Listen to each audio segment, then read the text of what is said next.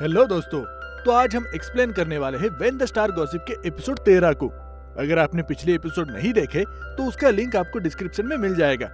Episode की शुरुआत में हमें दिखाया जाता है कि गोंग की माँ घर के बाहर खड़ी है और पिछली बातों को याद कर रही है। हमें दिखाया जाता है बहुत साल पहले क्रिसमस के पहले वो एक बच्ची को लेकर टैक्सी लेती है और एक जगह पे जाकर उस बच्ची को टैक्सी में ही छोड़ देती है। जब टैक्सी ड्राइवर को ये बात समझ में आती है वो पुलिस को बुला लेता है और पुलिस उसकी तहकीकात करने लग जाती है। वहीं दूसरी ओर गोंग और कांगसू को इन्वेस्टिगेशन के लिए बुलाया होता है और ताई उनसे पूछती है, क्या तुम दोनों ने मिलकर काम किया था? क्या उस इंक्यूबेटर में और भी एग्स रखे हुए थे? पर दोनों ही इस बात से मना कर देते हैं और कहते हैं, हम तो एक दूसरे के दुश्मन हैं। वहीं पर सियोन डोनाली को बता रहा होता है कि उन्हें कोई भी क्लू नहीं मिला और ये बात गोंग सुन लेता है और फिर उन्हें बताता है कि अगर इंक्यूबेटर से बाहर एक को निकाला जाए तो वो मर जाएंगे, इसलिए वहां से कोई भी एग्स वापस नहीं लाया जा सकता। कांगसू भी कहता है, कैमरे में साफ दिख रहा है कि मैं खाली हाथ हूँ, मतलब मैंने कुछ भी नहीं लाया है। लेकिन ताई उनकी बात मानने को तैयार नहीं होती है। पर डोनाली भी कहती है, ये दोनों सही कह रहे हैं, वो एग्स इंक्यूबेटर के बिना वापस नहीं ला सकते थे, उन्हें साथ में इंक्यूबेटर भी लाना पड़ता था। फिर ताई उन्हें छोड़ देती है पर गोंग छाता अंदर भूल जाता है। बाहर आने पर गोंग ईव को कॉल करने लगता है तो ताई ही छाता लेकर उसे देने के लिए आ जाती है और वो कहती है, ईव को कभी धोखा मत देना। क्या तुम उसे सच में प्यार करते हो? उसने बचपन से बहुत कुछ सहा है, उसकी कोई फैमिली नहीं है, इसलिए उसे कोई झूठी उम्मीद मत देना। वही बाद में हमें दिखाया जाता है कि ईव लैब में होती है और वहां पर उसे पता चलता है कि माउस प्रेग्नेंट है। वो सबको कॉल करने की कोशिश करती है पर कोई भी कॉल रिसीव नहीं करता, तो वो गोंग को कॉल लगाती है और उसे वहां पे बुला लेती है और आते हुए उसे क्रीम लेकर आने को कहती है जो उसके घर में थी। बाद में गोंग ऐसा ही करता है। गोंग उसके घर पर जाता है और उसे वो लेटर भी मिलता है जिसमें उसके एडॉप्शन के बारे में जानकारी थी और बचपन के बारे में लिखा था। उसके बाद गोंग लैब में पहुंचता है और दोनों मिलकर माउस की सोनोग्राफी करते हैं और फिर पता चलता है कि उसके अंदर 3 बच्चे हैं। उसके बाद दूसरे दिन ईव अपने सभी टीम मेंबर को ये खुशखबर बताती है। सब बहुत खुश होते हैं। सब सोचने लगते हैं कि इनका नाम क्या रखना चाहिए और डोनाली और सेंगजुन में इस बात को लेकर बहस होने लगती है कि उनकी डिलीवरी स्पेस में होगी या पृथ्वी पर। ताई ही कहती है वो स्पेस में ही होगी, पर ईव कहती है इसमें वो मर सकते हैं कि तुम्हें उनकी जान की जरा भी परवाह नहीं। और उसके बाद वो सेलिब्रेट करने लगते हैं। वही बाहर कांगसू आ जाता है और उनका सेलिब्रेशन सुन लेता है। वही दूसरी ओर गोंग लीमन से ईव के साथ शादी के बारे में बात करता है और उसे विटनेस होने के लिए कहता है। अब हमें दिखाया जाता है कि कांगसू की इन्वेस्टिगेशन चल रही होती है। उसे सजा के तौर पर काम से निकाला जाता है और उसे अपनी आईडी और ड्रेस वही छोड़ने के लिए कहा जाता है। वो अपना आईडी तो रख देता है पर ड्रेस देने से इनकार करता है, पर ताई ही उसे ऐसा ही करने के लिए कहती है। फिर कांगसू ड्रेस बदल के उसे गुस्से में वहीं पर फेंक के चला जाता है। वही दूसरी ओर गोंग मिनजंग को चेक करता है और बताता है कि वो तैयार है और हम परसों एक को तुम्हारे अंदर इम्प्लांट कर सकते हैं। गोवा आकर जरियोंग को इम्प्लांटेशन की डेट बता देता है।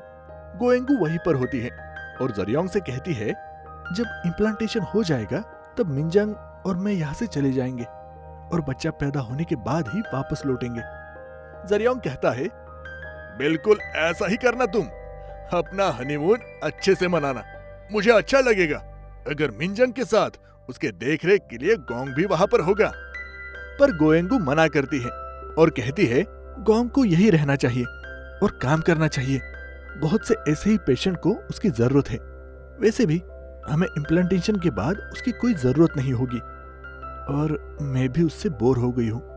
जरियोंग कहता है, इसके बारे में एक बार जरा सोच लो, क्योंकि उसने तुम्हारे लिए एक बार अपनी जान स्पेस में दांव पर लगाई थी। गोएंगू कहती है, हाँ, पर तब से वो मुझे बोर लगने लगा है, वो कुछ ज्यादा ही चिपकू हो गया है और मुझे वो अनअट्रैक्टिव लगने लगा है। वही स्पेस स्टेशन में दिखाया जाता है कि वहां पर इन्वेस्टिगेशन करने के लिए एक टीम रवाना हो चुकी है और फिर हमें गोंग का मोबाइल भी दिखाया जाता है जो स्पेस में होता है। वही हमें दिखाया जाता है कि गोंग की माँ घर पर लेटकर कुछ सोच रही होती है। फिर वो उठकर खाना बनाती है और टिफिन लेकर स्पेस स्टेशन पहुंच जाती है और ईव से मिलती है। ईव पूछती है, आप यहाँ कैसे? माँ कहती है, मैं तुम्हें खाना देने आई थी और मुझे तुमसे कुछ पूछना भी है। उस दिन तुमने कहा था कि तुम्हें क्रिसमस के वक्त तुम्हारे माँ बाप ने छोड़ दिया था। क्या उन्होंने तुम्हें चैंगचुन स्टेशन पर छोड़ा था? क्या तुम्हें टैक्सी में छोड़ा था जिस वक्त ओलंपिक था? यह सुनकर ईव कुछ समझ जाती है और ना में सिर हिला देती है। फिर गोंग की माँ कहती है, मुझे लगा ही था तुम नहीं हो, मुझे माफ कर देना। मैंने भी एक बच्ची को छोड़ दिया था, वो भी क्रिसमस ईव के दिन। उसके पिता बहुत पहले ही चल बसे और अगर मैं उस बच्ची को पालती तो मेरी जिंदगी भी बहुत बदतर हो जाती। मुझे मजबूरी में बार में काम करना पड़ा था। ऐसा नहीं कि मैं उसे चाहती नहीं थी, पर मुझे ऐसा करना पड़ा क्योंकि मैं जीना चाहती थी। मैं उस बात के लिए हर दिन अफसोस करती थी जब तक गोंग मेरी जिंदगी में नहीं आया। वैसे तुम्हारी माँ बहुत खूबसूरत होगी और पढ़ी लिखी होगी। और फिर वो वहां से चली जाती है और फिर ईव वहां से उनका पिया हुआ कॉफी का कप उठा लेती है और उसे लैब में ले जाकर डीएनए टेस्ट कराती है, जिसमें 99.99% मैच मिलता है और फिर ईव उसे डिस्ट्रॉय कर देती है। बाद में इंगसू ईव के पास आती है और उसे बताती है कि माउस के बच्चे पेट में मर गए हैं। ईव माँ को भी बचाना चाहती है पर ऐसा नहीं कर पाती। बाद में हमें दिखाया जाता है कि ईव घर जा रही है और दुखी होती है, पर रास्ते में उसे गोंग मिलता है और वो कहता है, क्या हुआ, थकी हुई लग रही हो? ईव कुछ नहीं कहती तो गोंग उसे एक पैकेट देता है जिसके अंदर उनके मैरिज रजिस्ट्रेशन के लिए एप्लीकेशन होता है और कहता है, अब ये मेरा प्रपोजल तो नहीं है, पर मैं तुम्हारे साथ फैमिली बनाना चाहता हूँ। मैं चाहता हूँ कि तुम जब स्पेस में जाओ तब यहाँ कोई तुम्हारा इंतजार करे। फैमिली का मतलब होता है एक दूसरे की केयर करना। अब मैं तुम्हें अकेले रोने नहीं दूंगा। और इसी के साथ एपिसोड यहीं पे खत्म हो जाता है। तो दोस्तों, अगर आपको ये वीडियो पसंद आई है तो इसे लाइक करें, चैनल पर नए हो तो सब्सक्राइब करें। तो मिलते हैं अगले वीडियो में, तब तक के लिए टेक केयर और बाय बाय।